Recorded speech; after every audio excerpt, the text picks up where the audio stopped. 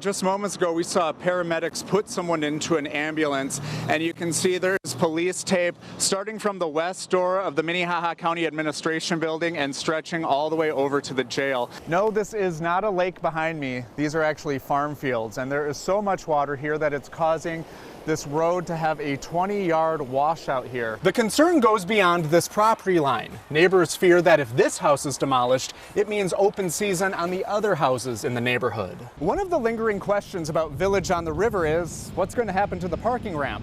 Taxpayers will pay $21 million for it, and the city spent an extra $6 million on the ramp to make sure it fit what would have been South Dakota's tallest building. Now that that part of the project is dead, downtown could have a ramp meant for a 15-story building attached to nothing. Their fourth child, a 5-year-old daughter, wasn't with them at the time. If she had been, the two oldest kids would have been sitting right here. Just like Instagram, we're only getting a snapshot of Generation Z. Zimmer says it'll take a few years for experts to truly understand Z's influence. Just like riding a bike. But I think my performance, it was pretty forgettable. Did I make the team? Not quite. But we are a big ag state, and the farmers have said the last 4 years have been really tough. And this tariff war isn't helping many things from what they've told us. What can you do to make sure that farmers can keep farming so they can feed the world?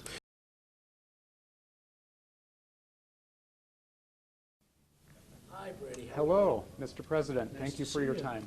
Thank you very much. Welcome to South Dakota. Thank you very much. Great honor. All right. There are thousands of questions a reporter could ask President Donald Trump, but today we only had about 8 minutes for this interview. We started with me asking what a lot of local farmers want the answers to.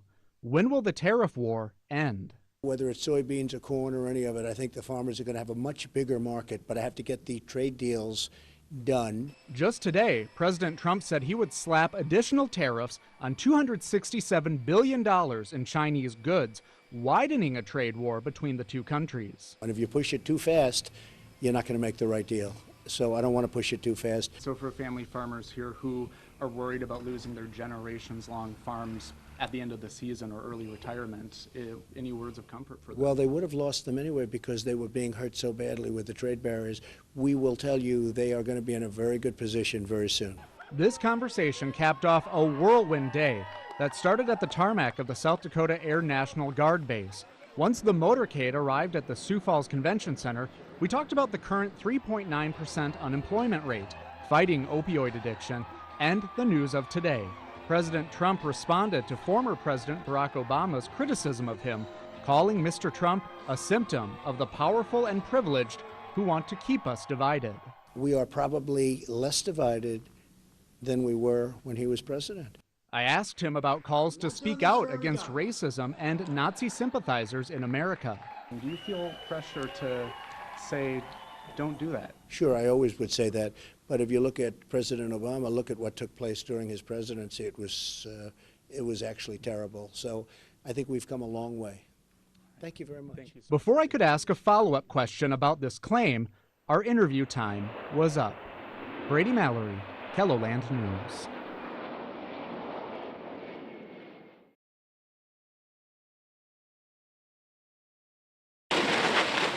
It took countless hours to build the large yellow house across from McKinnon Park. It took 3 years for the case to go through courtroom after courtroom. At 8 o'clock this morning, it took just a few seconds for a machine to tear through it like paper. Crowds of people showed up early this morning to pull up a chair to watch and record the demolition. Barbara and Pierce McDowell sued their neighbors, Josh and Sarah Jones Sapienza, for violating historic codes and for building their house too large and too close to their house, ultimately preventing the McDowells from legally using their fireplace. My clients did nothing wrong. Their house sat there. And so, you know, I mean, this hasn't been pretty for them by any means. When this all began, the McDowells' attorney, Steve Johnson, says they filed an injunction to stop construction. The home has to come down. It's unfortunate, but, you know, I mean, we gave them notice 3 years ago not to proceed, and they decided to do it anyway. The Sapienza's attorney, Dick Travis, has never commented on the case and didn't return today's request. In court, he said his clients followed the rules when they were building the house and said the Board of Historic Preservation approved their plans, the city of Sioux Falls gave them the building permits, and they passed multiple inspections. The South Dakota Supreme Court determined the city was not negligent in permitting the construction of this home. Owner Sarah Jones Sapienza sees it differently. The city made a mistake. The historic board made a mistake. I did not make a mistake. Can I ask you about that and get your side out? Okay. She declined an interview. Johnson says this outcome could impact similar cases all over the state and says the court's decision and the house's demolition came down to the law. If somebody violates the law, do they just pay a fine and then the house sits here for the next 100 years and every other homeowner around here has to suffer through it?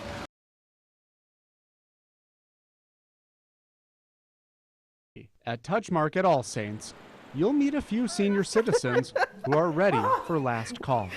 Yes, these men and women are on their way out. Fun, fun, fun. Because You're driving? Yep, they're heading to the bar Here's to the Irish. for a St. Patrick's Day pub crawl. Hallelujah. Lizetta Arndt, Garrett Vandentop, and their friends are toasting the holiday with a few pints. Then it's back on the bus to go to another pub. Everybody was in a great mood and ready to party. Even though we're old. Have you ever been on a pub crawl? I've been on bar hopping. I guess that's kind of the same thing. Touchmark keeps the residents hopping with a lot of fun things to do. People in this group say it keeps them young. In fact, thanks to this place, the celebration isn't Arndt and Vandentop's only engagement. Today, they're pub crawling. In a month, they're walking down the aisle. We're getting married. The couple met more than 60 years ago and even went on a few dates. We both married other people, but we stayed friends as couples. I lost my husband and he lost his wife, and we have gotten together. Now in their late 70s, they're reconnecting. Being alone for the short time I've been alone is really not a good thing. It's just hard mentally, and I'm enjoying this part of life. Finding that spark again is better than any pot of gold. It is a whole new beginning. It's a whole new life.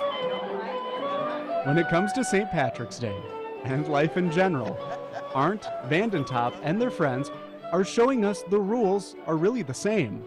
Until it's last call, there's always time for another shot. Cheers. Celebrate life. Here's to the Irish. You know, there's a short time to do it, and you better do it. Brady Mallory, Hello News.